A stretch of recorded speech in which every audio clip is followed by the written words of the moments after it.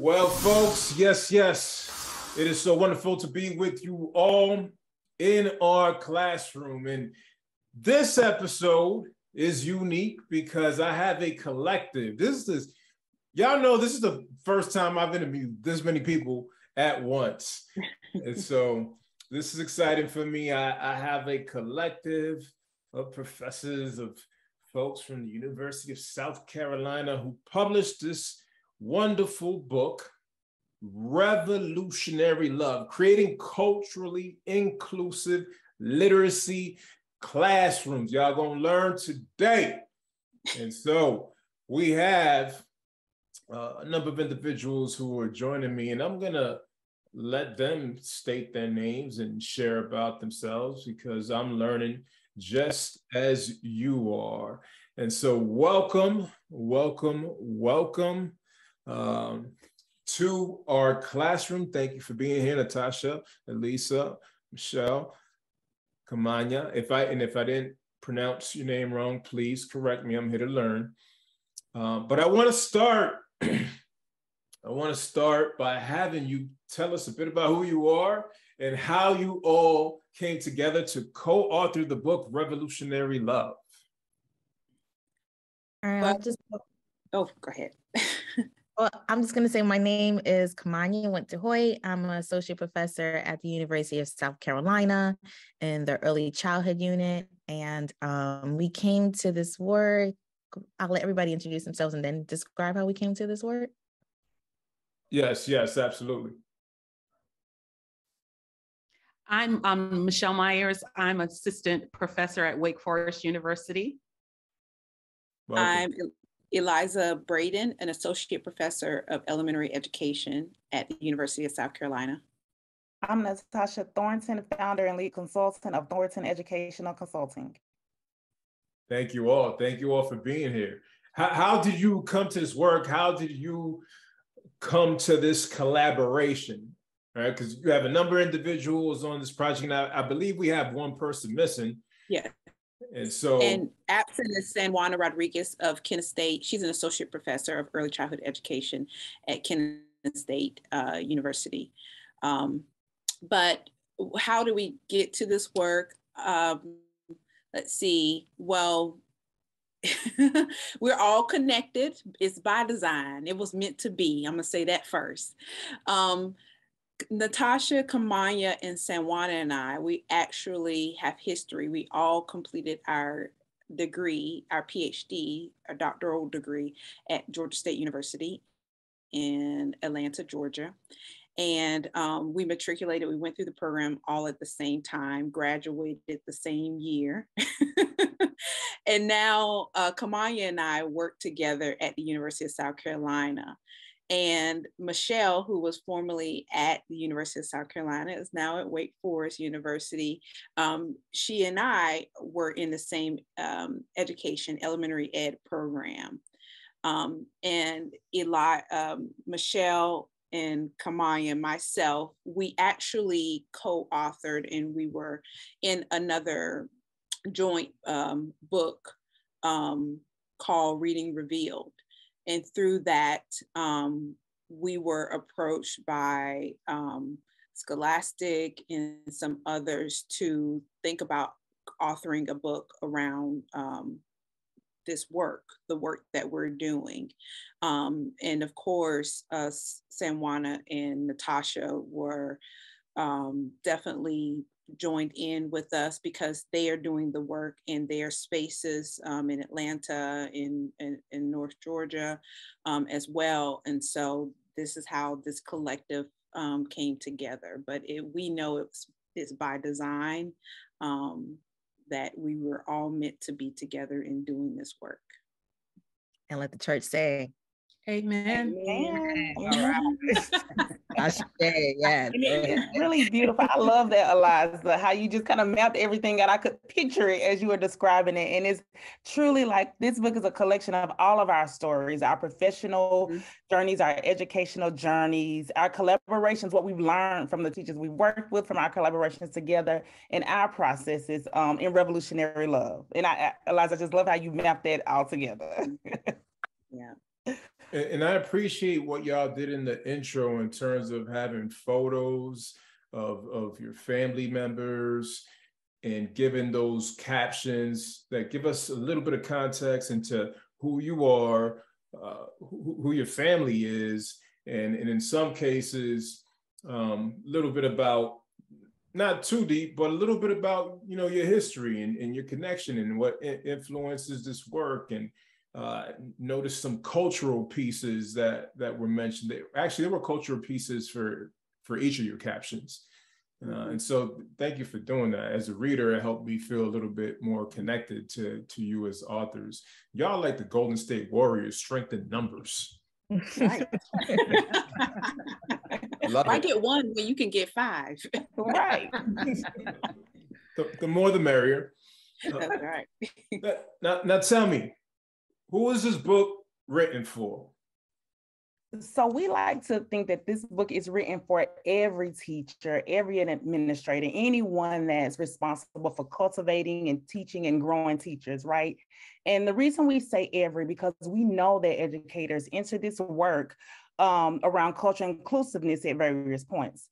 So you may have some teachers that are already engaged in critical reflection. They are aware of their biases. They know how deficit beliefs impact children. And so they're in a state of continually doing that work, but they may need help with really centering student lives and reading and writing workshop, or navigating mandates or practices that really don't affirm their children. So they may need some more support around the practical piece and what does this look like. And in our book, we have a number of examples of teachers that have done that work, teachers that have collaborated with some of the authors in the book to do that work. And so we provide insight on that.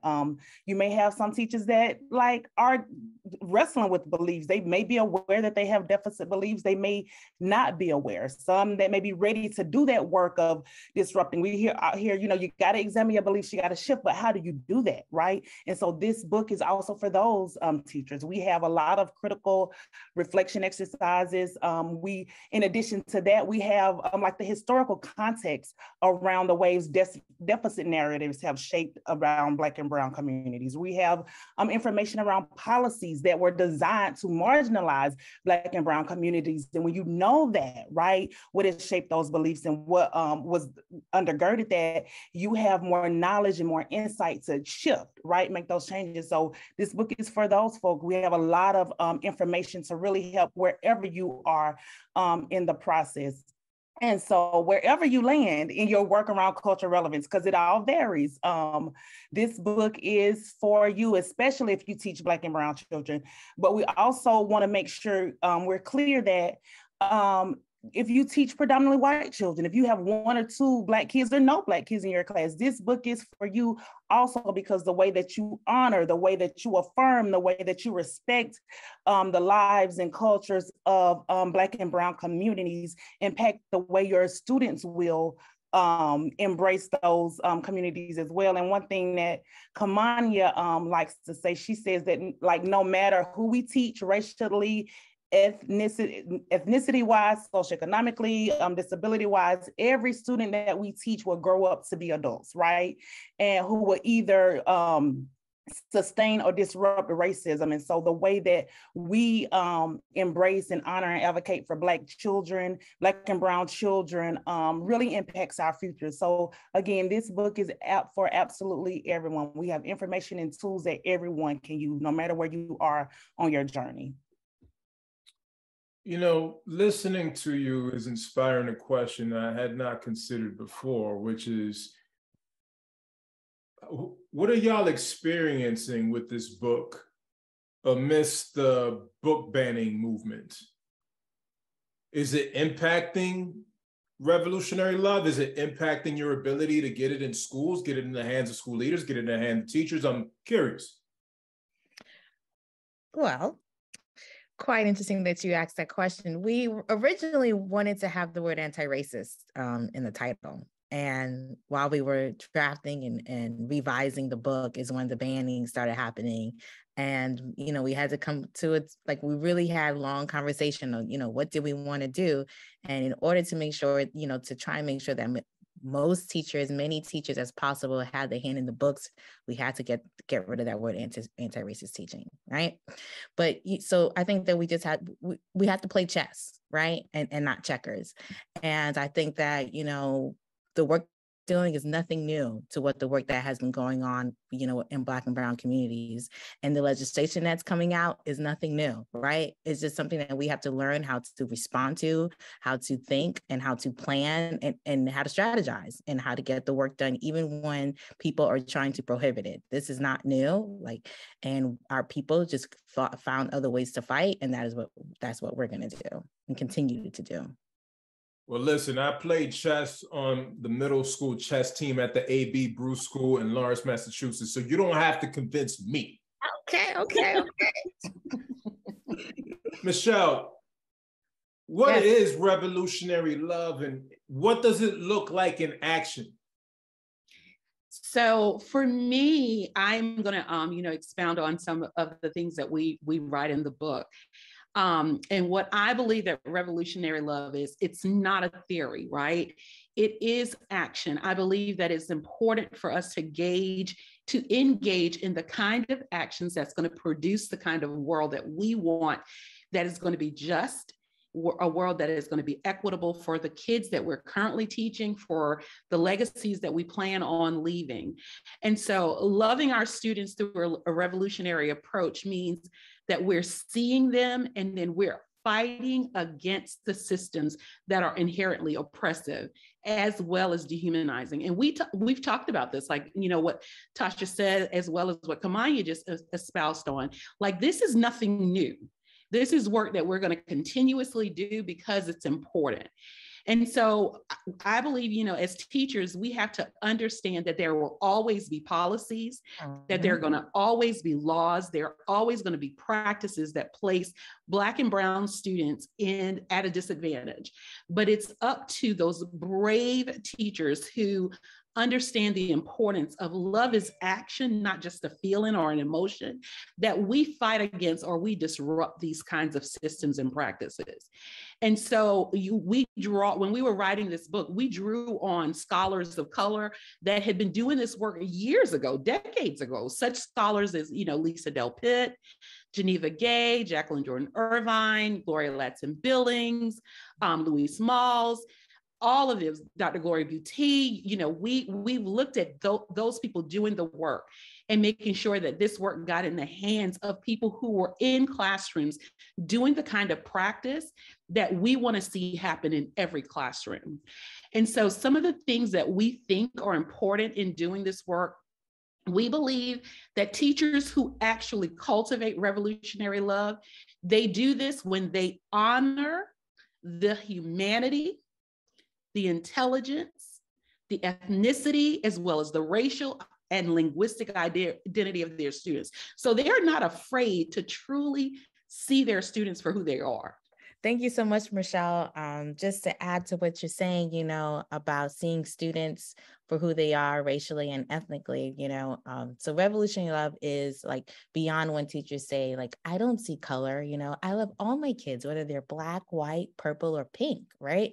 So revolutionary love takes a critical lens, and thinking about what Dr. Gloria Butte wrote in the foreword when she drew on our ancestor Toni Morrison words that said, love is or love ain't, then love ain't love at all, right? So revolutionary love is thick, it's informed, and it's transformational. And how does revolutionary love look in action? What we did in the book, for every chapter, we exactly show you how it looks in action, how revolutionary love looks in action. So for example, we have a chapter about doing self-reflection, right? So how does revolutionary love look when you're doing the ongoing work, right? It never ends, critically looking at yourself and your experiences, no matter who you are, whether you are a white person or whether you are a person of color, we all have been socialized, right, in this colonized world, right? And then in the chapters as far as community, we have how does revolutionary look in building classroom communities? How does it look for readers workshop and writers workshop? Even if you have mandated scripted programs, how can we still embody revolutionary love? And we feature many classroom teachers to show samples of how it looks. Yeah, I appreciate that y'all do that. I think teachers would appreciate that. Sometimes sometimes some of this work that we engage in and the conversations we engage in, and even the text that we read, could be more theoretical and not practical enough for teachers to be able to, like, all right, I'm in the classroom at 8 o'clock on Monday. I got to be able to implement this stuff. Like, I want to do it, but I don't understand exactly how to do it. And so I love this very practical approach that you take. On that note, and can I add? You can. The floor is quickly, yours. I just wanted to say, I think what sets our work apart is when we engage with teachers in classrooms, we're not just an observer. We're not going in just researching them. We live the work beside teachers as well. So we are not, this is just not some research, and we are just sharing that research and we're from afar. It's like a lens, we're looking in, we're on the ground as well. And so I think that is what makes our book stands out from others' professional texts, is because we're living side by side in classrooms. We engage in ongoing work inside classrooms, spending a lot of time with teachers and students and families as well. Absolutely. I think we have a perfect mix, and it just kind of sums what everybody was saying of theory and practice, right? You just can't have all theory where it's not applicable, but you just can't have strategies where there's no meat or nothing to undergird you when you gotta, make those moves and think, deeply about what the next steps are, right? So it's a perfect blend of both. And I like to say, and because it's a perfect blend of both, revolutionary love is just not a set of practices or strategies. It's who you are. It's an embodiment of your beliefs, your knowledge, and your practices. And yeah, I think what everyone said just kind of is what I'm saying. Just kind of summing it all up. Great mix of theory and practice, and it's who you are. Well, your book engages the reader in numerous self-reflection activities. Which one do y'all think is the most impactful?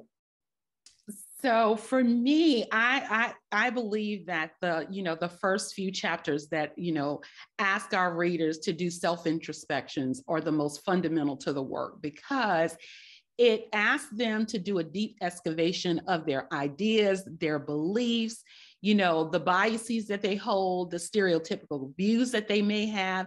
Some of them are, on the unconscious level, like they don't even know that they're operating with those beliefs about the students that they're teaching until they do this honest, deep excavation or self-introspection, and then look at, what it is that they hold. How have they been socialized into accepting these things as truths about people who might be different from themselves?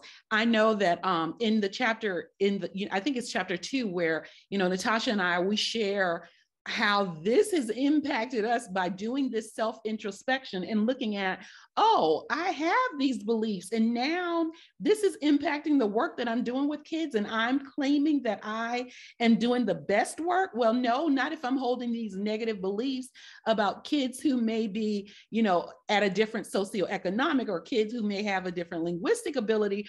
That's important. So when we look at this, we make sure that we give them plenty of activities or engagements that they can do to do deep, honest, reflective thought about what it is you believe. What are the biases that you hold? How has that influenced your way of seeing and engaging with kids? And then it's through that we say, when you know better, you do better. And so the things that we ask them is just, take that deep, honest, reflective approach. And we build those kinds of engagement throughout the book. So it asks them to pause and take an opportunity to think, about how are you privileging, students who are speakers of English, or how are you, engaging with families in a way that's on a traditional norm of a 2-parent home, and what else could be considered families. So we do this work with the hope that it will promote the kind of teachers who live into the beliefs of revolutionary love, that it's a part of who they are. And that just comes with us being true to ourselves. So for me, that's the chapter. Yeah, and y'all structured it really well.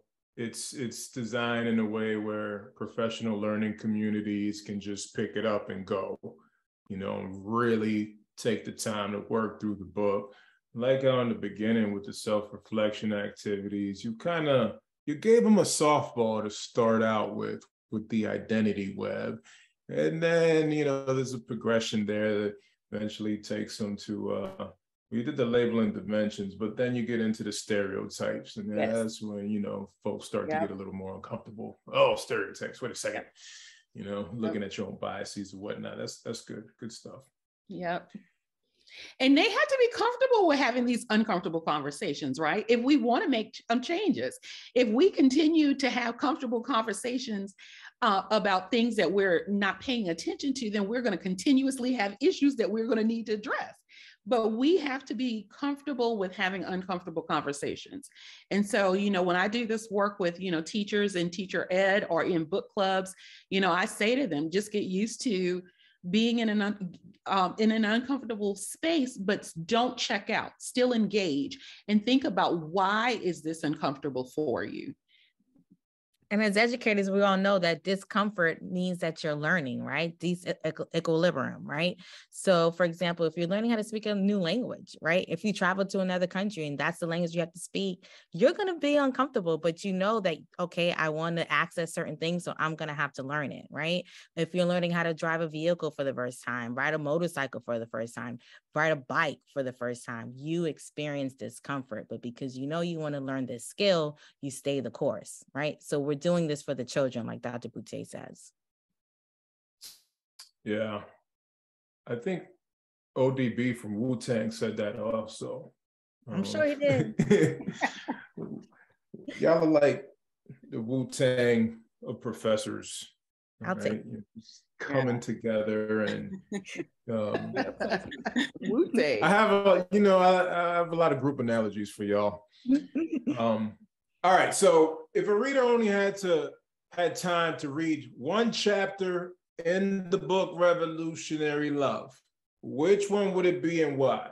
And maybe, well, I know your answer, Michele, because you kind of just said it. You said the most important work is that identity work at the beginning, but somebody else might have a different take. If there was one chapter, is it chapter one, or is there another chapter that you feel like, this is it? If you only had time to read one chapter, which one would it be? I think I would say it would have to be the chapter in which you engage in the introspection activities. But all the chapters are good, so we can't just choose one. Absolutely, the whole I agree. They're all the best, as the kids used to say back in the day, the bomb.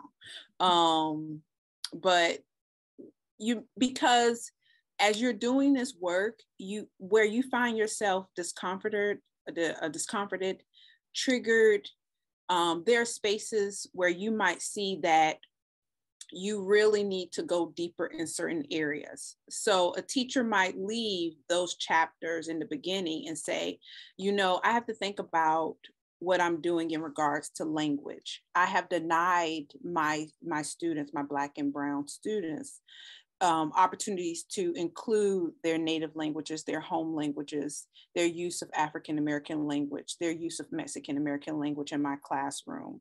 So based off where you are, for me, it was an unawareness on how I perceive my Latin students as a teacher or classroom educator. So I had to open up my eyes. And so I might begin there. I would engage in those first few chapters, but I would go straight over to how we position, starting with the brilliance of students' cultures, then going straight into what does it look like to understand the nuances of colonization and how colonization attributed to the eradication of students' languages and their rights to their language in schools, and then how that looks like to teach students about their language and their culture side by side, to move in and out between standardized English or mainstream American English and move back to their native language, and then move from their native language to standardized English in a lesson. So I would begin there. So, but another teacher might say, I have not worked really, I've done that introspection, and I have not done a really great job of including families in my classroom. And so, and especially around including families in writers' workshop, and how can I engage in intergenerational storytelling. And so we share that in the final chapter as well. So I say all the chapters, but I would say at least begin with the initial chapters around introspection first. And you can move from there. Thank you. Thanks for sharing. Yeah, I've been thinking about it from the marketing perspective, right? That if you're trying to hook someone or a group of people, right? Get them subscribed to your email list or whatever the case may be. All right, what's the one thing I'm going to pull from my book? What is the excerpt from my book that's going to hook them in? And it sounds like, this first chapter, the initial chapters or an excerpt on some of that introspective work would be the hook that y'all would use to capture folks and push them to, ultimately, obviously purchase your book, read your book, and implement the many suggestions and strategies that y'all offer them.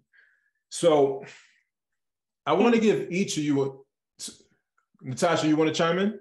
Yeah, I just wanted to say also a hook is that we are so transparent and vulnerable in our book, right? How Eliza just talked about how she had to go through some beliefs about her students. I talk about in the first chapter how me being a Black woman at a predominantly Black school, the deficit beliefs I had and how I had to shift. So I think those are hooks because you want to know like somebody else is experiencing or thinking these things that may not just be right? You want to, also know the juice, like she thought that, what, and so you read it and it's a place to go. It's a model like for vulnerability, for openness and honesty. And we don't ask our readers to do anything that we haven't done. So if you want to see what that introspection like truly looks like, we provide some personal examples, and we just hope that they are,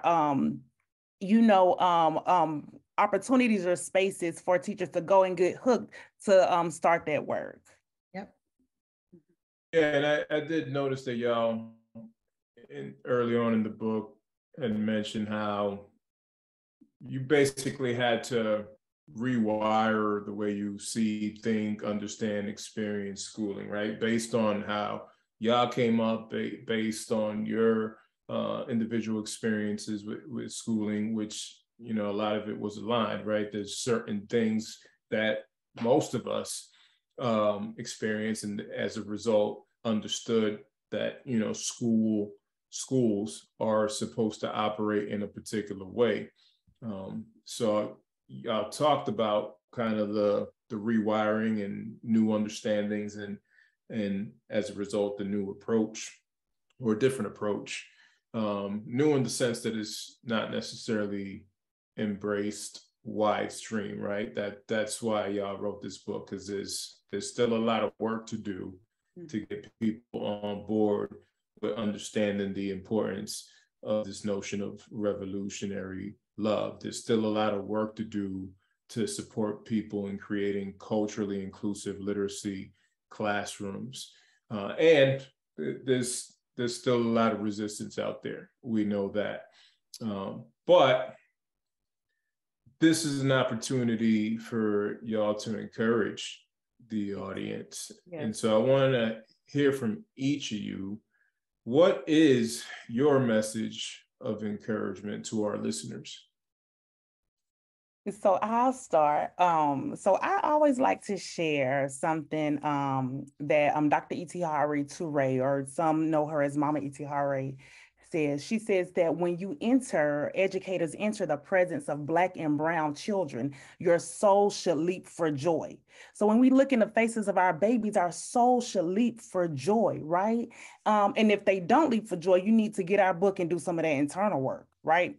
But if they do leap for joy, then your work is divine. You know that it's bigger than lesson plans. It's bigger than standards. It's bigger than mandates. We are talking about the lives of children and their well-beings are at stake. And so when you are doing the work and you have to maybe navigate for something that's standard in the curriculum, but it brings joy to your students. It builds their confidence. It builds their competence. It affirms them in their identity. Then keep doing the work, because that joy that's in your soul is at the foundation of revolutionary love. And I'll make it quick. This has always been my teaching philosophy. A child doesn't care how much you know until a child knows how much you care. That has guided all of the work that I've done. And so if you do not operate in a stance of where you're truly acting in actions that present that child's full humanity, then you are not teaching that child. And so I'll leave it at that. So make sure that a child knows, not has to guess about, but knows how much he or she is loved in your classroom. Okay, so we got our soul should be jumping for joy when we encounter Black and brown kids. We talking about full humanity, and they got to know that you care. Who's up next? I like to quote the Ubuntu philosophy, I am because you are. And so this book is not just for teachers if you have Black and brown students. This book is also for teachers who have majority white students, right? Because it is not Black and brown children who are committing these offenses on themselves, right? So I am because you are. Like, we cannot be human until everyone sees us as human. So this work is collective, right? This work is community. This work is going to take not just us doing this work. So I would like to, say a special shout out to teachers who are teaching majority white schools. This work is for you as well. And because you are, y'all are like the Boston Celtics of professors. Doc Rivers used to use that. He used to use that with the Boston Celtics with their championship team. I'm from up north, by the way. Okay. Eliza, the floor is yours. Oh, well, I wanted to share the words of Dr. Asa Hilliard that we share in the book. And he says that I have never encountered any children in any group who are not geniuses. There's no mystery on how to teach them. The first thing you do is treat them like human beings. And the second thing you do is love them. And so we believe that this work is steeped in supporting, building up students' humanity. You have to see them as human first before you can do anything with them, beside them, for them. If they do not feel like you are invested and you truly see them, they don't really want to have anything to do with you. I've seen that time and time again. They really don't. They'll do things out of compliance, and sometimes they're not compliant. But we want to just use the words of Dr. Asa here to remind ourselves to treat children like humans at all times. So those are my final words. Thank you. Treat them as human beings and love them. Well, that you're ending on a fine note there, right? And then by reiterating and emphasizing this notion of love. This is important. We know that love conquers all, right? It does. And so for the folks that are listening, we really want to push y'all to embrace this message that you operate from a place of love, and in doing so, that there's intentionality in growing that love, which means understanding how to love and love better, right? Understanding your audience, understanding who you're serving, right? We should be seeing ourselves as servant leaders. And so in that, folks, we understand that there's a need to have practical tools and strategies to implement when it comes to our instruction and designing classrooms, designing spaces that are culturally inclusive. And we're talking about literacy here. We have folks who are doing this work. And as they mentioned earlier, this is not new. The work that we're doing is not new. There's individuals who have laid out the path before us, and we're just carrying on the torch and doing our part.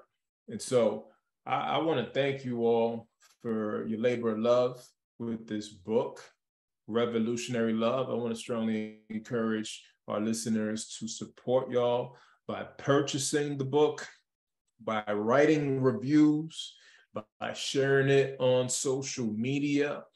It's a wonderful book. It has so many great exercises, so many moments in which you're pushed into self-reflection, which is extremely necessary. And as they mentioned, it's structured in a way where you're looking inside first and then looking out. All right, checking yourself, right? Check yourself before you wreck yourself. I'm going old school. And then looking at the systems that are designed to oppress. I know some people don't like to hear that word, oppress, oppression, and whatnot, but it's real talk. We're going to acknowledge the realities that our students are encountering, our Black and Brown students, and by the same token, acknowledging the realities and the needs of our white students, as mentioned. So this book is for everybody. Grab a copy, write a review, support our people. Hey, where can our listeners follow you? And also, where should they be directed to purchase this book? Well, they can purchase it with Scholastic on Scholastic's website.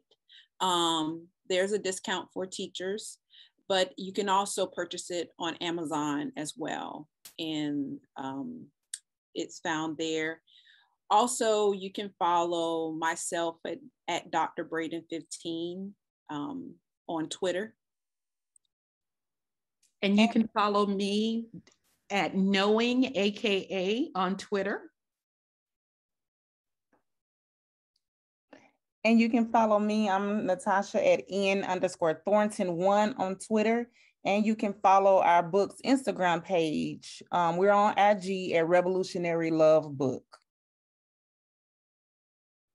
Well, I want to thank you all once again for taking the time to meet with me, to share your work. I'm really excited to continue to learn about you all individually and as a collective.